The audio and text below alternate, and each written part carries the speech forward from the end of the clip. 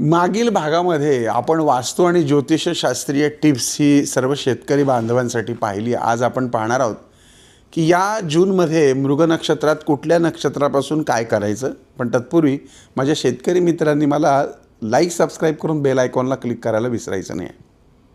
8 जून 2026 पासून मृग नक्षत्र चालू होते, अर्थात ते दाते पंचांगानुसार हे चालू होते. दुपारी 1:33 सूर्य मृग नक्षत्रात प्रवेश करेल आणि यंदा या नक्षत्राचं जे वाहन आहे ना ते बेडूक आहे. चांगलं आहे. 8 आणि 9 आणि 14 ते 18 जून म्हणजे 8-9 जून आणि 14 ते 18 जून दरम्यान यामुळे अनेक ठिकाणी अतिवृष्टी आणि चांगल्या पावसाचे योग आहेत. आर्द्रा नक्षत्र जे आहे की जे 22 जून 2026 पासून सुरू होत आहे, त्यावेळेस खऱ्या अर्थाने मुसळधार आणि नियमित पावसाची सुरुवात या नक्षत्रापासून होते. या काळात शेतातील पिके मूळ धरू लागतात. पुनर्वसू नक्षत्र 5 जुलै 2026 पासून चालू होतं. याला तरणा पाऊस म्हणतात, तरुण पाऊस. जुलैच्या दुसऱ्या आठवड्यात सर्वदूर जोरदार पावसाची शक्यता राहील. तर 20 जुलै 2026 पासून पुष्य नक्षत्र सुरू होतं आहे आणि याला म्हातारा पाऊस असं म्हणतात. या नक्षत्रात पावसाची संततधार पाहायला मिळते, म्हणजे काय थांबायचं नाव घेत नाही. हा म्हातारा पाऊस जो आहे हा धरणामधला पाणी साठा वाढवण्यासाठी अत्यंत उपयुक्त ठरतो.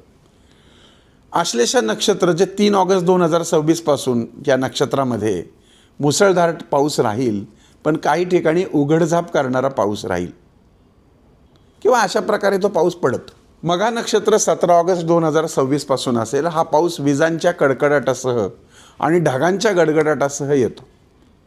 पूर्व फाल्गुनी नक्षत्र हे 31 ऑगस्ट 2026 पासून सुरू होतं आहे. गणेशोत्सवाच्या पूर्वार्धामध्ये हा जो पाऊस असतो हा तसा समाधानकारक स्वरूपाचा असणार आहे.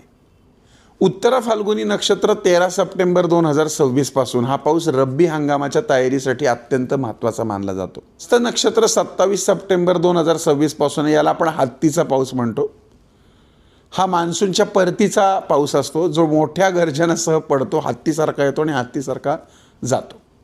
तर अशा पद्धतीनं शास्त्रीय ग्रहांची स्थिती यंदा ज्योतिषशास्त्रीय गणितानुसार जी दाते पंचांगामध्ये आहे ती मी तुम्हाला सांगितली. गुरु आणि शुक्र हे यंदा जलनाडीमध्ये आहेत. तसंच वाऱ्याचा कारक असलेला जो ग्रह आहे बुध आणि पर्जन्याचा जो राजा सूर्य यांची स्थिती ही ज्योतिषशास्त्रीय दृष्टिकोनातनं अनुकूल आहे. आणि त्यामुळं जून आणि जुलै महिन्यामध्ये महाराष्ट्रामध्ये काही ठिकाणी अतिवृष्टीमुळे जनजीवन विस्कळीत होण्याचेही संकेत हे पंचांगामध्ये देण्यात आलेले आहेत. त्यामुळं शेती आणि पावसांचे हे संकेत तुम्हाला पंचांगातही पाहायला मिळतील. आणि पूर्वापार सहदेव भाडळी नावाचं जे पुस्तक होतं त्यामध्ये सुद्धा याचे खूप मोठे संकेत देण्यात यायचे. तर शेतकरी बांधवांना आता जर प्रश्न पडला असेल की अनेक वर्ष शेती करूनही आमच्या शेतीत म्हणावं असं पीक येत नाही, तर त्यांनी काय उपाय करायचा यासाठी तुम्हाला पुढचा भाग बघायला हवा.